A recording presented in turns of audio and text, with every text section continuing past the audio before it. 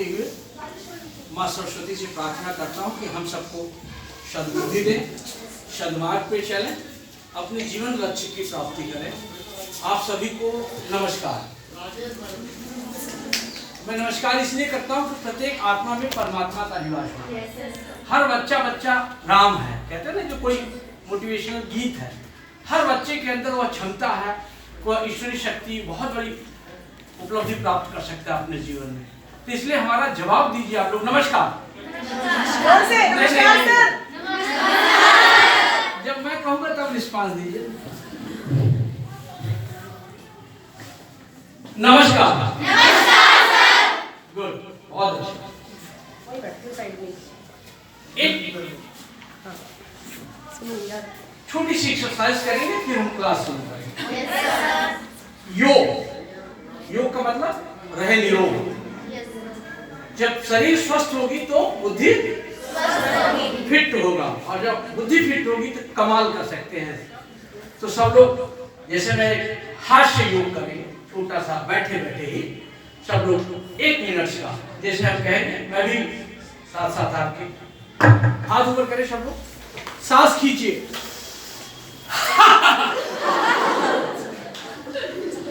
जो मैं कहता हूं, जो जिसको हंसना नहीं आना उसको जीना नहीं है, और जो हंसता है, मुस्कुराता है, उसका भाग्य बहुत अच्छा होता है।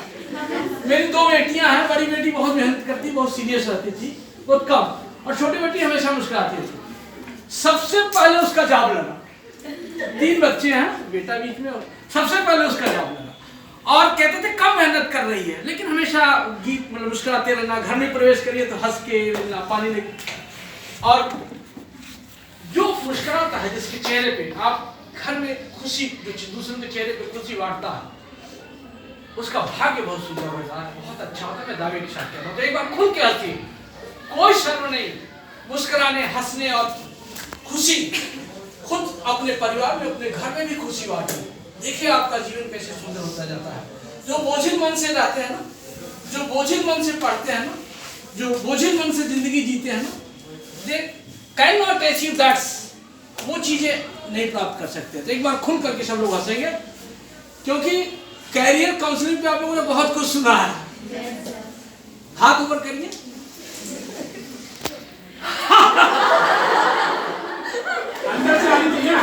जब तक आप लोग खुल के नहीं हंसेंगे तब तक हम छोड़ेंगे नहीं। फिर से हाथ ऊपर करिए, हाथ ऊपर करिए, सांस खींचिए।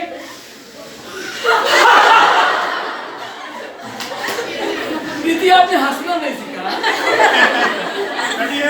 जीना तो सिखाया, लेकिन हंसना नहीं। एक मेरा क्वेश्चन है, क्या दिखाई पड़ रहा है? राइट? अब इसका मैं परिणाम क्या है मैं आपको बाद में बताऊंगा। ब्लैक स्पॉट सबको दिखाई पड़ा। Nice, this is the right question. What is your name? Harshita. This is the right question. अभी हम बताएंगे PMA and NMA, positive mental attitudes and negative mental. बढ़ जाओ Harshita, very good, very nice. मैं PCS परीक्षा उत्तीर्ण करके शिक्षा अधिकारी बना, तो PCS परीक्षा आप कैसे उत्तीर्ण करें इसमें बताऊंगा, बहुत शॉर्टकट में बताऊंगा, थोड़े में बताऊंगा। लेकिन उसके पहले क्या पृष्ठभूमि होनी चाहिए उसके बारे में मैं थोड़ा सा चर्चा करूंगा। इसके बाद आप लोग सबके पास किताब, पेन है ना? गुड स्टूडेंट, सबके पास लर्निंग थोड़ी सी, एक P दिख रहा है ना सबको?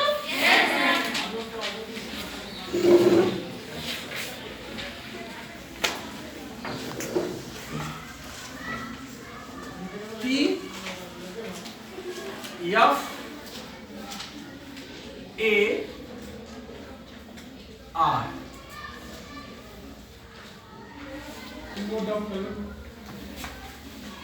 T का मतलब थॉट, सोच। बैठ जाइए, डोंट बी स्टैंड हियर। सोच। F का मतलब फीलिंग, जो अंदर से आपके अंदर एक भाव जागृत होता है। ए का मतलब होता है action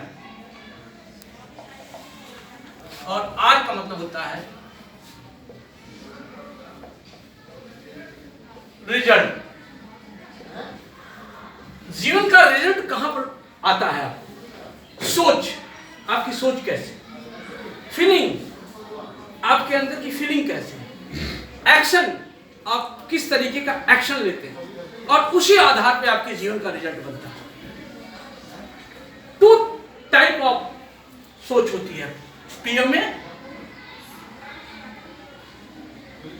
and NMA.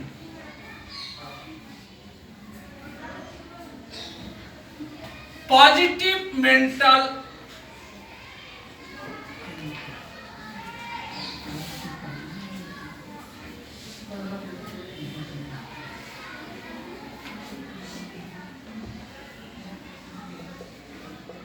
Attitudes,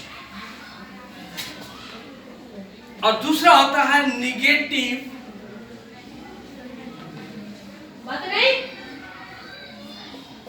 mental attitudes. कैसे हम अपनी सोच बनाएं, कैसे हम अपने, अभी हमने आपसे क्वेश्चंस किया था, तो जो अधिकांश लोगों ने, मोस्ट ऑफ द चाइल्ड्स, हमने एक टेस्ट लिया, साइकोलॉजिकल टेस्ट लिया। सबसे पहले मोस्ट ऑफ द चाइल्ड्स को ये ब्लैक स्पॉट दिखाई पड़ा। क्या? इतना बड़ा पेपर, हमने कहा क्या दिखाई पड़ा? हमें नहीं कहा, मैं पूरा पन्ना दिखा करके कहा कि क्या आपको दिखाई पड़ रहा, तो अधिकांश लोगों के मन में और आम धारणा बनी कि एक ब्लैक स्पॉट दिखाई पड़ा। This is the negative mental attitudes.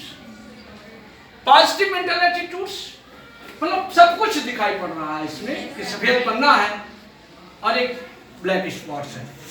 Positive mental, एक और उदाहरण मैं देता हूं, एक और एग्जांपल देता हूं। जैसे पीएमए और एनएमए का, सोच का आपके, और वो बाल मन से ही बनता है, विद्यार्थी जीवन से ही बनना शुरू होता है। ऐसा नहीं कि ये आप पढ़ लिख के बनेंगे तब आपको इस तरीके की सोच। अब एक जैसे है, मैं शांति समर्थक हूं, उदाहरण के रूप में मैं शांति का समर्थक हूं।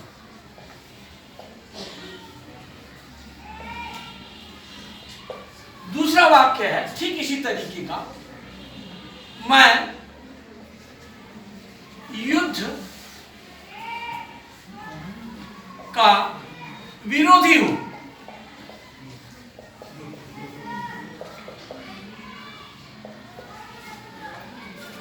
मैं शांति का समर्थक हूं, क्या मतलब होगा? और मैं युद्ध का विरोधी हूं, इसका क्या मतलब होगा? नहीं, मतलब सेम है, सेम है, but this is PMA and this is NMA. PMA का मतलब होता है, यहां पे देखिए दो शब्द आ रहे हैं आपके, आप बोलने का तरीका होता है। पानी गिलास में ले तो आधा या एक गिलास ले, पीने लायक ले, हम पीते भी नहीं, हम उसमें चर्चा भी करते हैं। अब देखिए इसमें शांति भी पॉजिटिव वर्ड्स है, समर्थक भी पॉजिटिव वर्ड, तो इस तरह से पूरा सेंटेंस पॉजिटिव एटीट्यूड्स को प्रदर्शित करता है। और मैं अब यहाँ पे युद्ध भी निगेटिव, युद्ध शब्द आ रहा, लड़ना, दैट इज निगेटिव, और विरोधी ये भी निगेटिव फीलिंग आ रहा। तो मतलब दोनों का एक है, मतलब दोनों का एक है, लेकिन this is the PMA, this is the NMA. Your life is success, your life is always your success if you have PMA। अगर आप पॉजिटिव मेंटल एटीट्यूड्स के हैं, तो मैं दो उदाहरण बताया, एक तो इससे, एक हाउ टू डेवलप, कैसे ये एटीट्यूड्स ये बनते हैं। इसके लिए हमारी बात समझ में आ रहा है नहीं आपको? Good, very good, good.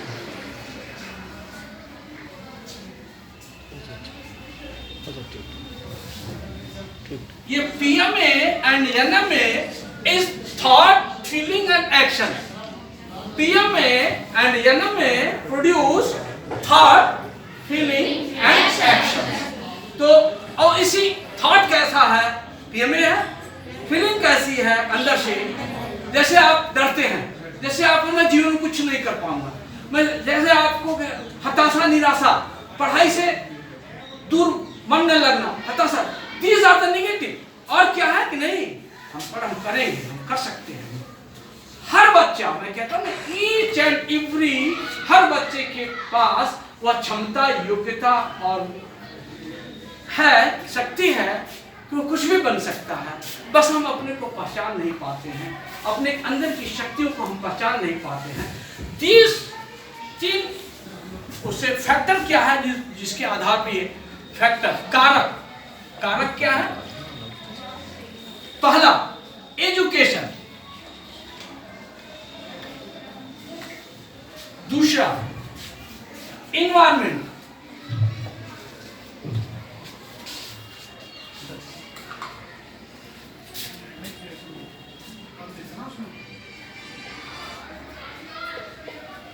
Education और शिक्षा आपकी कैसी है, शिक्षा और संस्कार आपके कैसे हैं, ये सब निर्माण करते हैं आपके पीएमए में।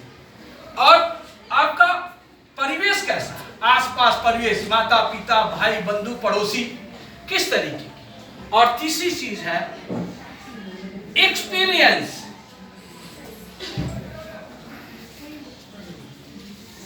मतलब अनुभव। जीवन अभी तक की जिंदगी में आपने कैसा अनुभव किया, these are decide your PMA। आपकी शिक्षा कैसी है, आपकी शिक्षा और संस्कार कैसे हैं। एजुकेशन मतलब जो आप सीखते हैं, आपके घर का माहौल, आपके आसपास समाज का इन्वायरमेंट कैसा है। इसको हम शुद्ध रूप में याद करने के लिए बच्चों को कहते हैं 3E। क्या? 3E, education, environment and experience. These factors are decide your PMA and NMA। अब जिंदगी में निर्णय लेना होता, आप लोग उस एज में है, 12th में पढ़ने जा रहे हैं। आप इस यहीं से मैं अभी बताऊंगा मैं पीसीएस परीक्षा कैसे उत्तीर्ण किया और पीसीएस परीक्षा के क्या कोर्सेज होते हैं, ये हम पृष्ठभूमि अभी तैयार कर रहे हैं। अभी आपके माइंड सेट को तैयार कर रहा हूं। इसके बाद हम आएंगे आपके, हमने इसको हम कैसे याद करते हैं, देखिए TFAR शॉर्ट में 3E, तो आपके दिमाग में जल्दी से याद हो जाएगा। और एक बार, दो बार, तीन बार रिवाइज करना चाहिए। आप यहां पढ़े, लिखे, इससे थोड़े से, फिर इसके बाद एक दो बार, तीन बार आप इसको रिवाइज करिए माइंड में, जैसे चल रहा है या आप कहीं एकांत में पढ़ नहीं रहे तो सोचिए व्हाट्स टीचिंग, क्या बताया गया, क्या जीवन के लिए अच्छा। तो इन सब चीजों अब जीवन में आपको आप उस मोड़ पे पहुंचे, ये तो आप सोच की बात है। अब अपनी सोच कैसे और हम निर्णय क्या है कैसे लें।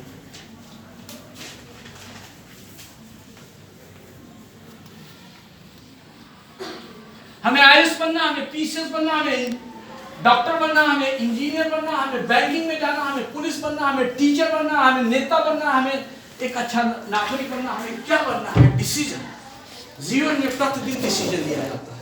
और यह मोड़ जो जीवन का आप लोगों का या जीवन का एज है ना, this is the very important age for all of you. किस तरीके के डिसीजन लें, किस तरीके का हम निर्णय लें। तो निर्णय लेने के लिए, डिसीजंस के लिए आए दिन डिसीजन लेना पड़ता है। निर्णय के दो आधार होते हैं। निर्णय के दो, पहला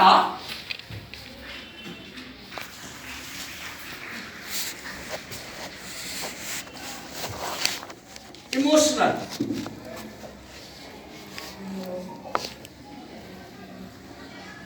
आई डबल एम होगी ना, इमोशनल एंड इंटेलेक्चुअल।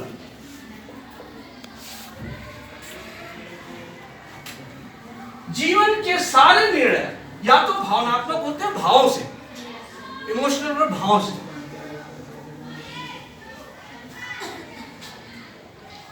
और बुद्धिमत्ता।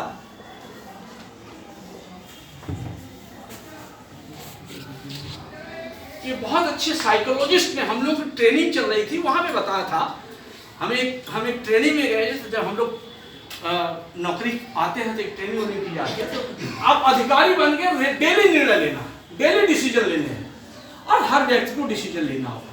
जिसके डिसीजन अच्छे हों, पावर ऑफ डिसीजन, वो उसकी लाइफ अच्छी होगी। डिसीजन अच्छा, निर्णय प्रतिदिन कैसे आप लेते हैं, इमोशनल भाव में बहकर। मैं कहा कि पीसेस तैयारी करें, आप पीसेस तैयारी करने लगे। मैं कहा आईएएस तैयारी करें, आप आईएएस तैयारी, या किसी ने कहा बैंकिंग तैयारी करें, आपने बैंकिंग तैयारी शुरू कर दिया। किसी ने कहा पुलिस, तो पुलिस। नो, ये इमोशंस हो गया। इंटेलेक्चुअली बुद्धिमत्ता, बुद्धि से एनालिसिस करके आपको हमको निर्णय है। भावनात्मक के लिए भाव जो है, जो बर्टन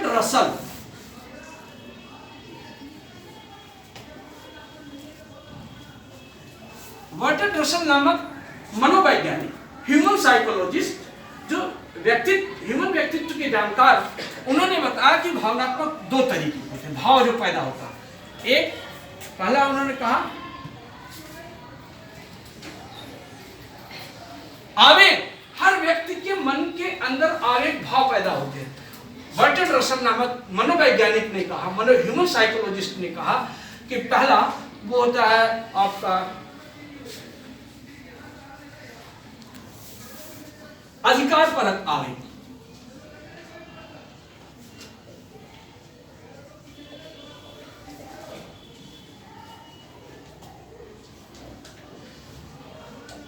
आवेग का मतलब मन के भाव किधर बह जाते हैं।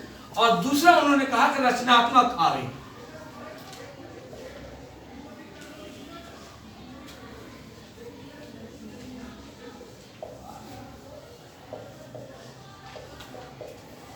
एक चीज मैं आपको और बता दूं इससे पहले कि इमोशनल निर्णय मोस्टली गलत होते हैं। क्या होते हैं? मोस्टली गलत। इमोशंस में निर्णय मत लीजिए, गुस्से में, भावुकता में, बहुत इस तरीके, तो मोस्टली बचने की कोशिश।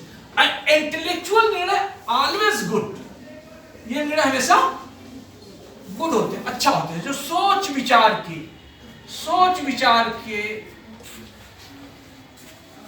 एनालिसिस करके जो हम निर्णय लेते हैं। तो इंटेलेक्चुअल निर्णय लाइफ में अच्छे होते हैं, इमोशनल निर्णय लाइफ में बहुत अच्छा नहीं माना जाता।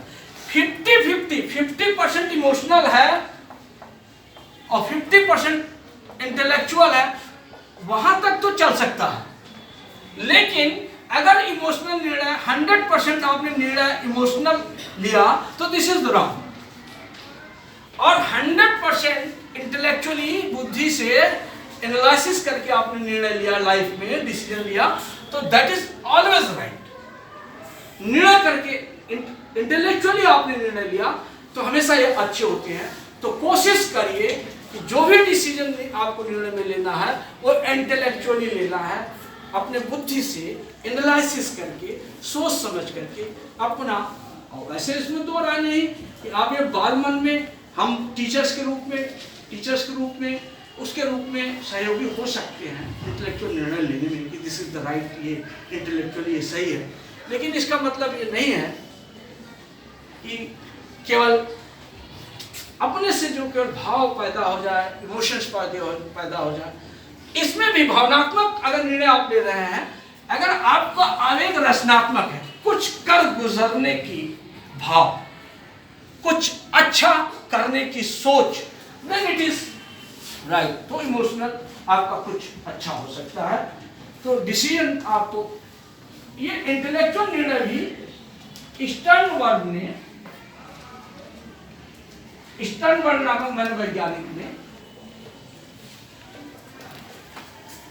पहले अपने व्यक्तित्व, अपने जीवन, अपने चरित्र, अपने निर्णय, इसके बारे में आप लोग जानकर लीजिए, तब आप निर्णय लीजिए। स्टर्नबर्ग ने कहा कि इंटेलेक्चुअल बुद्धि 3 तरीके की होती है मनुष्य की। पहला विश्लेषणात्मक,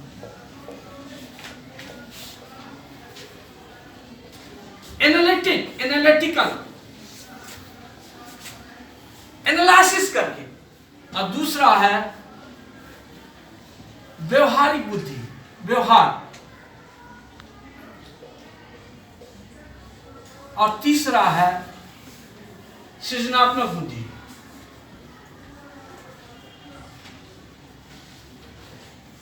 सृजनात्मक बुद्धि सृजन करने के भाव, सृजन करने के लिए उनकी बुद्धि का पक्ष जो हमारी मेंटल है वो सृजन करने का अक्षर भाव आपके अंदर दिमाग काम करे। आपका व्यवहारिक मतलब व्यवहारिक जीवन में आपका बुद्धि ज्यादा है। जैसे कुछ लोग एनालिटिकल में पढ़ाई लिखाई एनालिसिस करना, एनालिटिकल बुद्धि, तो एनालिटिकल बुद्धि पढ़ाई लिखाई में ज्यादा काम आती है निर्णय लेने में। अगर तीनों कुछ किसी का व्यवहारिक बुद्धि बहुत अच्छी होती है, माता पिता लोगों के साथ अच्छा व्यवहार करते हैं, उनकी व्यवहारिक बुद्धि अच्छी, पढ़ने लिखने में कमजोर है, घर में परिवार में समाज में बहुत अच्छा व्यवहार करते हैं तो उनका व्यवहारिक पक्ष मजबूत है, व्यवहारिक बुद्धि अच्छी है। सृजनात्मक कुछ लोग सारी विषम परिस्थिति के बावजूद कुछ अच्छा करने का सृजन का भाव, तो ये अगर और तीनों अगर पक्ष आपका अच्छा है, एनालिसिस भी अच्छा कर लेते हैं, व्यवहारिकता भी आपके अंदर अच्छा है और सृजन का भाव भी बुद्धि, सृजन की कुछ करना है कर देने की एक तरह का बुद्धि है, तो देन ये आपका बहुत अच्छा माना जाता है। अब आपको निर्णय लेना है कि हमें क्या जीवन में करना है। कैरियर काउंसलिंग, अब यहां से हम शुरू करते हैं। ये केवल हमने ये बताया कि कैसे आपको अपना निर्णय, 12th क्लास में आए हैं तो कैसे आप अपना निर्णय लें, आपका इंटरेस्ट क्या है, आपका वो क्या,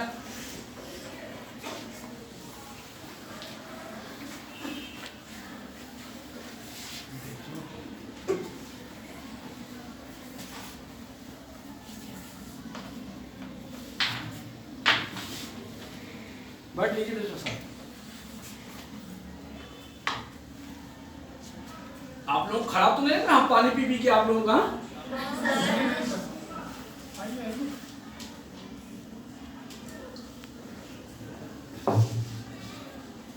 मैं आज बताऊंगा पीसीएस परीक्षा में कैसे उत्तीर्ण किया।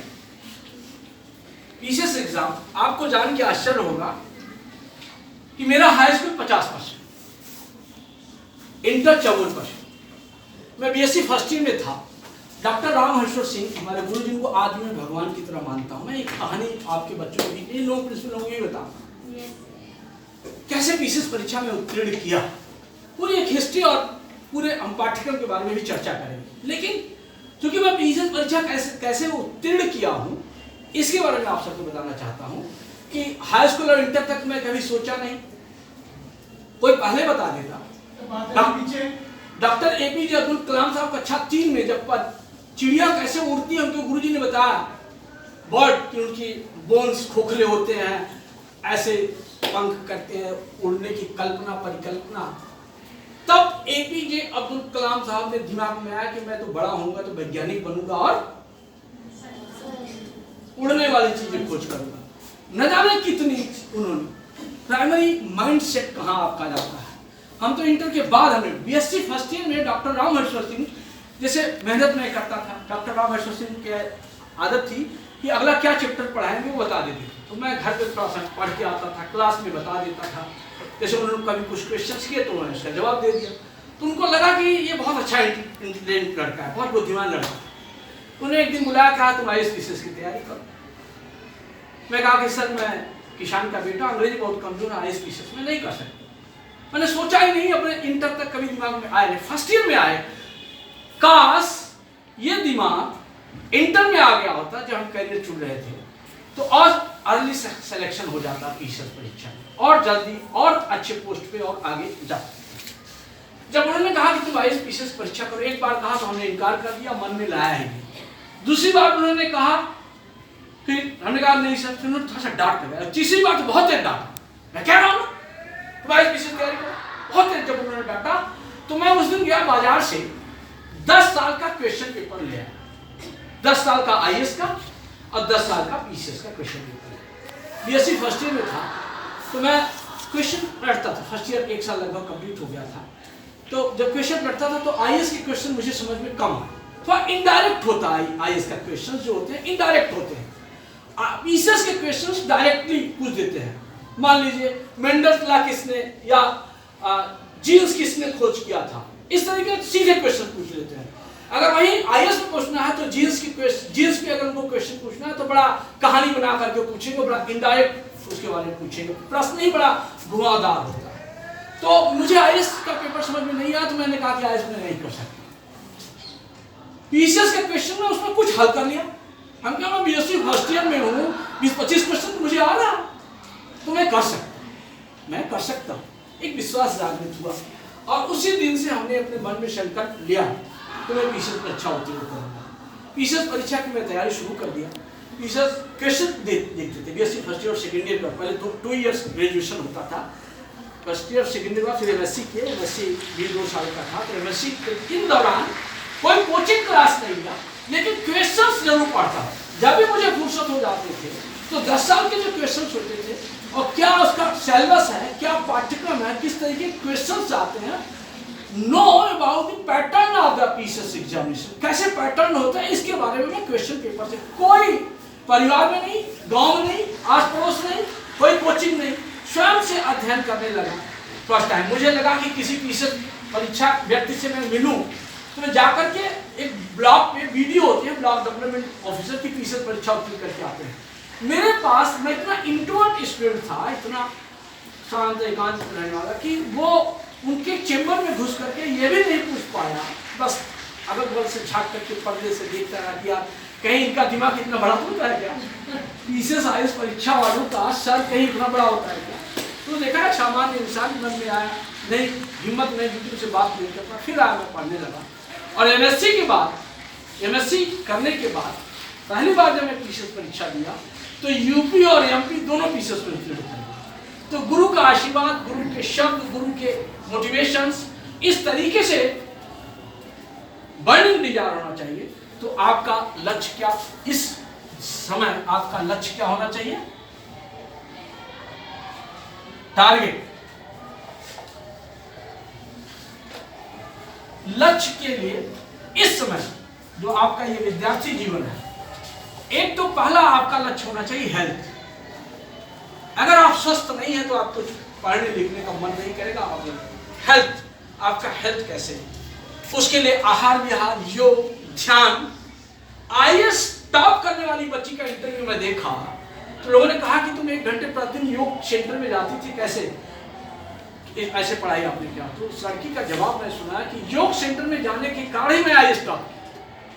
जो ध्यान करते थे, ध्यान कराते थे, 2-5 मिनट आप रस्सी जंपिंग करना, थोड़ा 5 मिनट्स आप जंपिंग कर लीजिए, इतना तो समय आप निकाल ही सकते हैं। सुबह उठिए, फ्रेश होने के बाद थोड़ा सा रस्सी लेके जंप करिए, थोड़ा जंपिंग वंपिंग करिए, थोड़ा शरीर को फिट मोबाइल बना के रखिए। लोग नहीं करते हैं योग, ध्यान, एक्सरसाइज थोड़ी सी, और 5 मिनट ध्यान जरूर करें। 5 मिनट्स ध्यान क्या होता है, आप 5 मिनट बैठ जाइए, विचार शून्य हो जाए, कोई चीज विचार में नहीं आए, किसी प्रकार की उलझन, किसी प्रकार की सोच, कोई शब्द भी आपके दिमाग में नहीं आना चाहिए। तो निश्चित रूप से आपका हेल्थ और बुद्धि आपकी बहुत इंटेलिजेंट होगी, आप अच्छे स्वस्थ होंगे और आप अच्छा कर सकते हैं। और दूसरा आपका होना चाहिए टारगेट, लक्ष्य जो होनी चाहिए कैरियर। कैरियर क्या होता है, जाना कहाँ, ये तय करना है।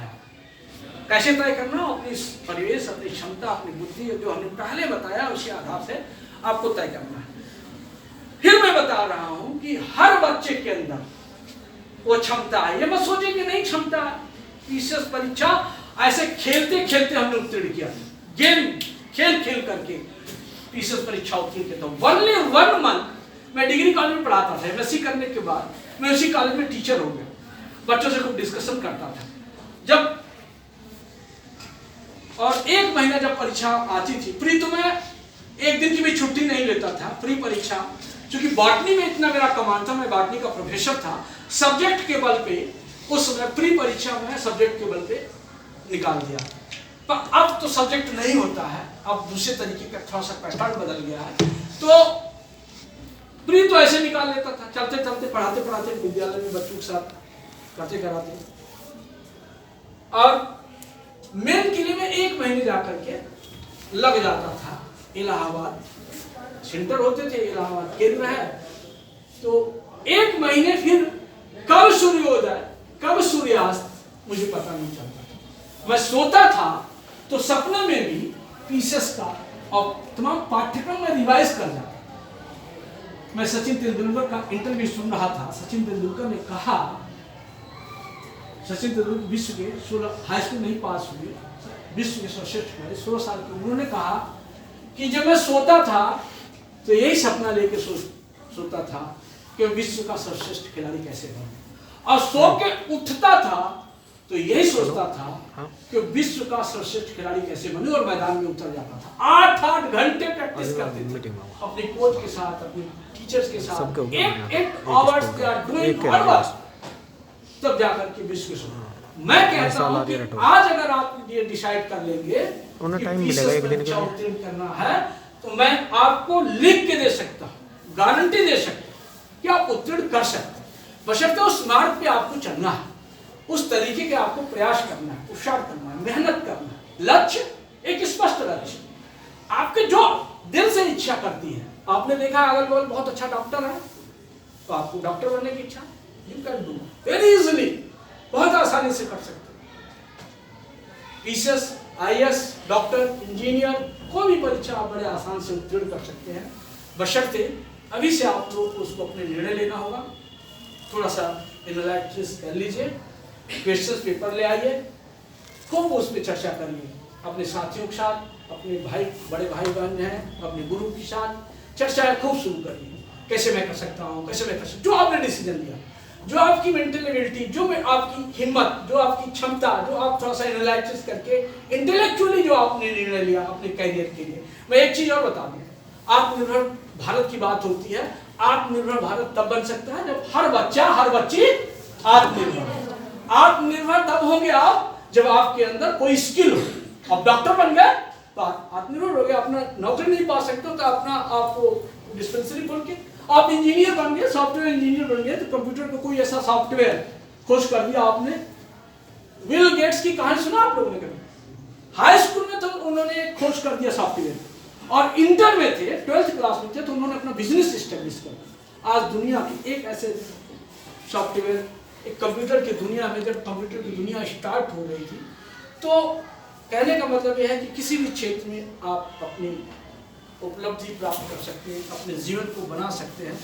कैरियर कैसे, पीसीएस परीक्षा क्या है मैं बताऊंगा, हर बैंक के लोग आए, टीचर्स लोग आए, हम बताएंगे बहुत जल्दी। अब